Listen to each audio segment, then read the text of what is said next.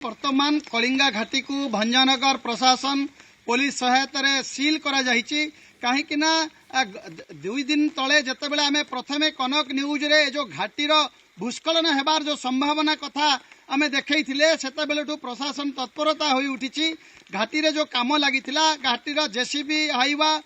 जो श्रमिक माने काम करुले समस्त को घाटी तल को ओला जाइछि ओला सरीछि जो घाटीर विकल्प रास्ता पाई प्रशासनिक अधिकारी माने जाई बुली देखिथिले से रास्ता रे मध्य 2-3 जगार वर्षा पानी आसीबारु जीवा आसीबा करबा पाई बारण करा जाइछि। द्वितीय कथा हला जे लगातार ए जो कलिंगा घाटी मात्र 10 किलोमीटर रास्ता 5-6 मास तलू कनक टीवी रे ही आम कनक न्यूज रे प्रसारण करथिले जे आसंता समय रे कलिंगा घाटी भूस्खलन हेबार जो परिस्थिति देखा जाउछि किंतु जो एनएच कर्तृपक्ष संबलपुर रे रही कलिंगा घाटी को अवहेला करिथिबारु ए जो भूस्खलन हेतिबा कुआ जाउछि। कलिंगा घाटी उपरे 5-7 गोटी पहाड़ रही से पहाड़ थली रे जदि अधिका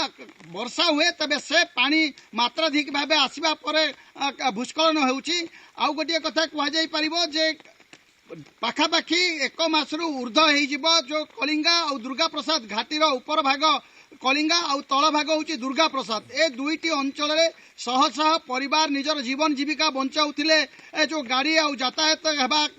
फल से व्यवसाय जारी रहउथला संपूर्ण जेहेतु वर्तमान घाटी रास्ता बंद हो जाइछि उभय पक्षर जो व्यवसायी माने वर्तमान हताश हो उठिचंती। गतकाली राति ठारू लगातार वर्षा होउछि जदिओ बा वर्तमान झिपझिप वर्षा होउछि किंतु ए जो घूर्णी बलय ए जो बात्यार प्रभाव रे केतेबेले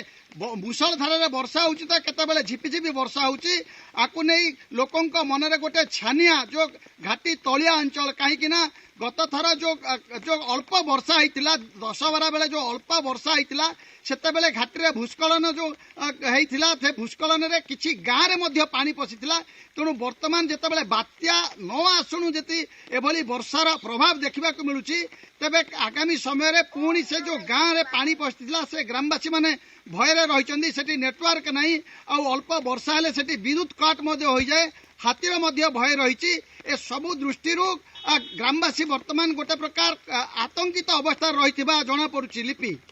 नियत रूपे आतंकित अवस्था अच्छा जेहेतु कलिंगा घाटी रास्ता टी बंद करा जाइछि तेणु जो व्यवसायी माने रहिछन्ति सेमाने मध्य हताश होइछन्ति आ निराश होइछन्ति। धन्यवाद रविंद्र आपनकर अधिक सूचना पाई। वर्तमान कलिंगा घाटी को भंजनगर प्रशासन पुलिस सहायता सील करा जाहिछि कहीं ना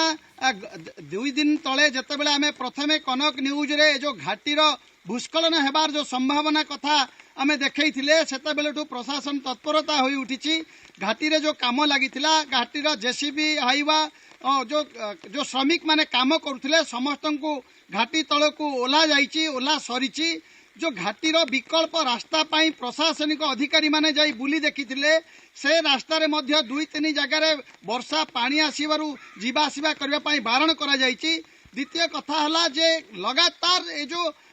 कलिंगा घाटी मात्र 10 किलोमीटर रास्ता 5-6 मास तलू कनक टीवी रे ही आम कनक न्यूज रे प्रसारण करथिले जे आसंता समय रे कलिंगा घाटी भूस्खलन हेबार जो परिस्थिति देखा जाउछि किंतु जो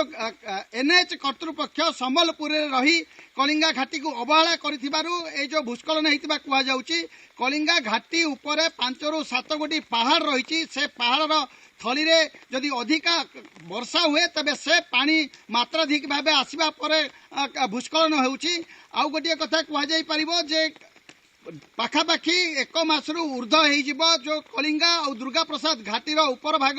कलिंगा और तल भाग हूँ दुर्गा प्रसाद ए दुईटी अंचल शह शह परिवार निजर जीवन जीविका बंचाउथिले जो गाड़ी आ यातायात हेबा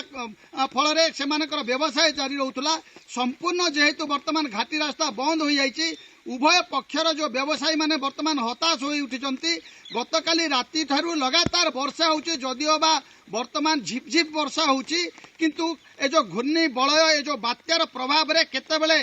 मुसलधार रे वर्षा होउछि त केतेबेले झिपिझिपि वर्षा होउछि आकु नै लोकंक मनरे गोटे छानिया जो घाटी तलिया अंचल कहीं ना गत थर जो जो अल्प वर्षा होता 10-12 बेले जो अल्प वर्षा होता सेते बेले घाटी भूस्खलन जो होता से भूस्खलन रे किछि गाँ रे पानी पशिला तेणु वर्तमान जिते बात्या न आसुणु जी एभली वर्षार प्रभाव देखा मिलूँ तेबे आगामी समय रे पुणी से जो गाँ रे पानी पशिला से ग्रामवासी माने भय रही सेठी नेटवर्क नहीं अल्प वर्षा हेले सेठी विद्युत कट हो जाए हाथीर भय रही ए सबु दृष्टि ग्रामवासी वर्तमान गोटे प्रकार आतंकित अवस्था रही जना पड़ुछि लिपि नियत रूपे आतंकित अवस्था अच्छा जेहेतु कलिंगा घाटी रास्ताटी को बंद करा तेणु जो व्यवसायी माने रही हताश होती निराश होती धन्यवाद रवींद्र आपंकर अधिक सूचना।